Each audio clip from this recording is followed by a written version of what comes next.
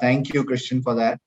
Uh, as you mentioned, I've done a few things on the technology and the customer service side, but I like to call myself more as a practitioner.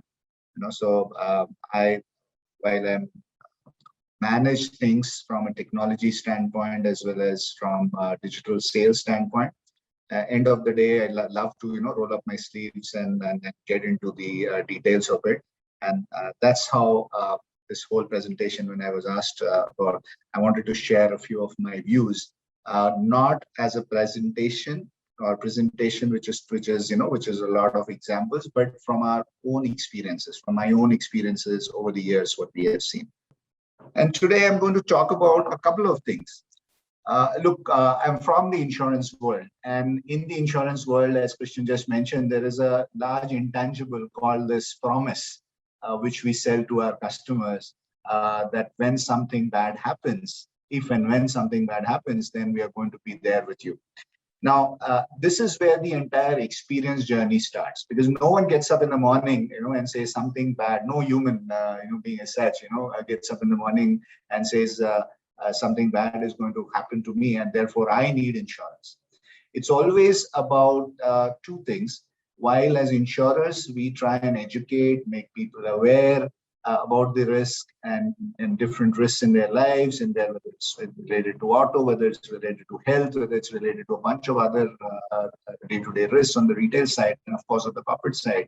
The real moment of truth is during claims. And therefore today I'm going to talk about the set of experiences that we have had and what we have learned over the years on the claims side, on the moment of truth. Because the entire customer experience journey, I believe, just there's a very interesting sales cycle may be there, but then when it comes to claims, the entire thing falls sort of upside down, and therefore these two learnings. There are two things I'm going to talk about, and these are the stories around these two are based on the bunch of customer feedback or the experiences that we have had.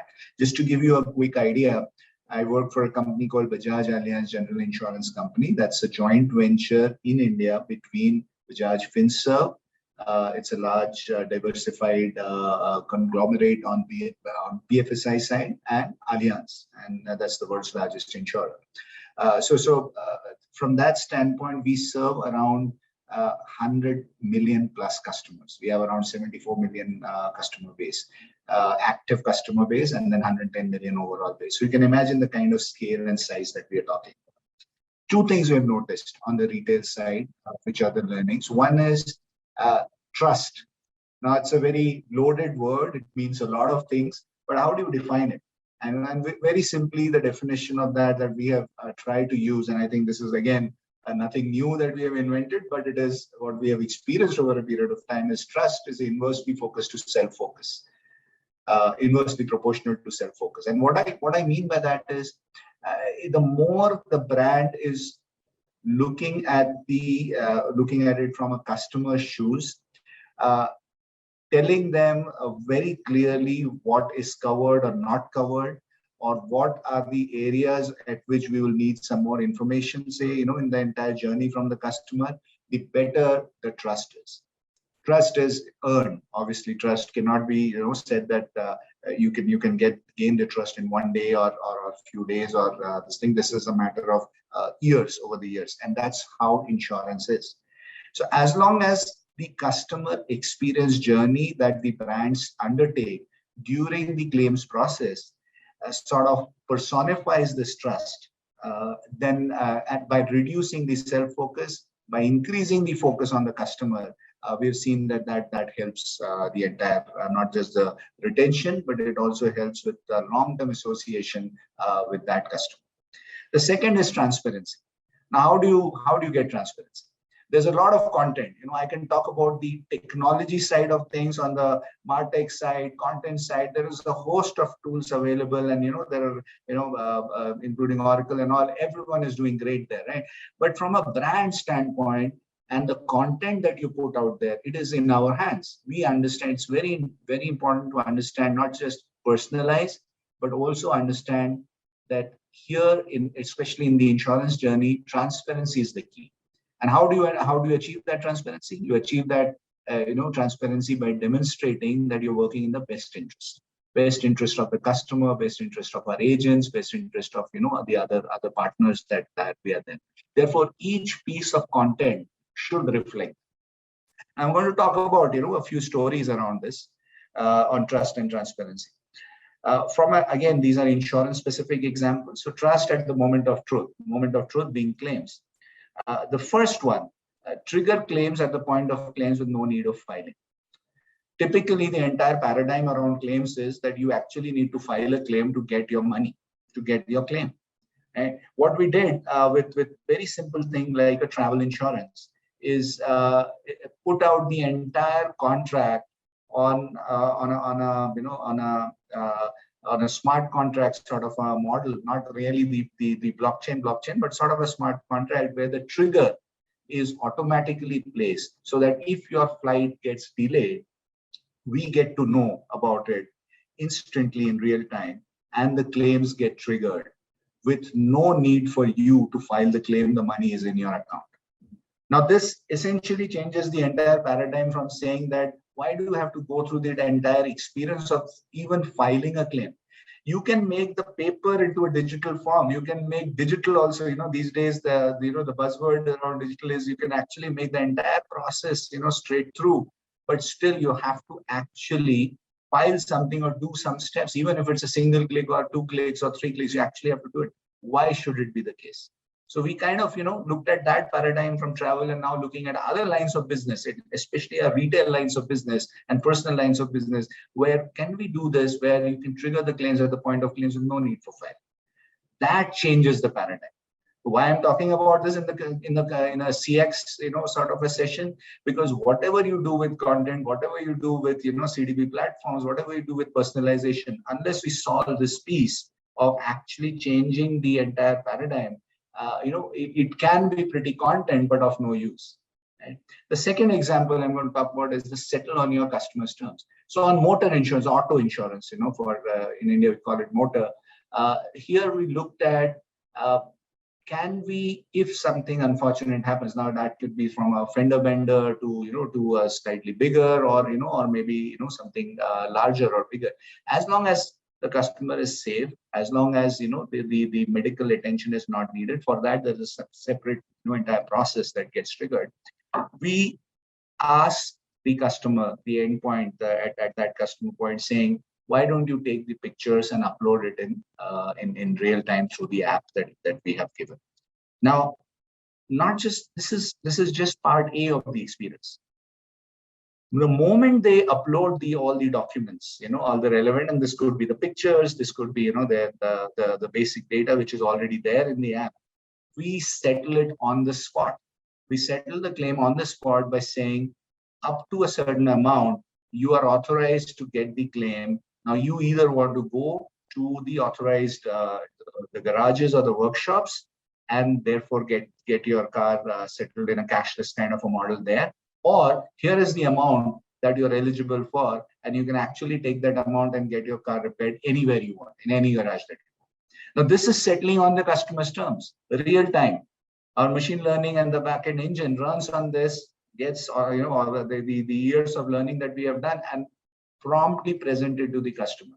Now, no amount of UI can potentially solve that, but this is a right here, right now kind of an experience that we are focused on, and that's settling on your customer. The third is the entire experience during the claims process. Now, here I think a personalization makes a very large impact, and what we have seen is, as I mentioned, around 74 million customers. Now, the segment of each customer base is different. Some people are very comfortable, especially the millennials and beyond. They're very comfortable doing things on their own, and they don't really need any kind of an hand. There are certain individuals who are, in the customer segments who actually need a little bit of handholding based on a person on call on the other side. Right? Some people are very comfortable talking to a bot. So entirely personalizing this consumer experience, what we have seen, especially during the COVID times, when we had suddenly, found that a lot of people were not available in person to provide some of that support. We could see the self-service adoption suddenly shot up to 80-90%. And surprisingly, every consumer segment, young, old, middle age, you can call them, across that segment, out of that large base, were able to take a good use of the entire process. And that's how personalizing the experience helped us. So overall, I think, from a trust standpoint, these are some of the examples that are the things that we have been doing to gain that trust. The next topic is transparency. Now here I would talk about just one thing. The normal paradigm is that we present the happy path in any consumer journey or any customer journey. Now in insurance, typically it's a buy, renew, or claim. Right? These are the primary retail customer journeys that are there. Very simple things around upfront disclosures, upfront experiences, sharing experiences of others, or upfront grievances, things that could potentially fall apart later, because again, insurance is not understood by everyone, including trying, while the brands are trying to make it much simpler, it is still a journey, because these are regulated products. There are inclusions and exclusions. How do we deal with that? What our entire experience has been, it is better to upfront, even if it is not, all positive news from a consumer standpoint, it is better to make them aware. And that transparency goes a long way in terms of, converting. I'll give you a very simple example. In my online funnel, and since I run sales as well for this, in my online customer funnel, the moment from the drops were happening from quote to the policy stage. And we had seen a couple of brands, try out that if you add the, certain covers, certain additional covers, they would suggest, even if these are mandatory from a regulatory standpoint, they would add it right at the end after, just about the time when the customer is about to click on payment mode, right? Whether it's a credit card, debit card, or, whatever, or UPI in India, etc.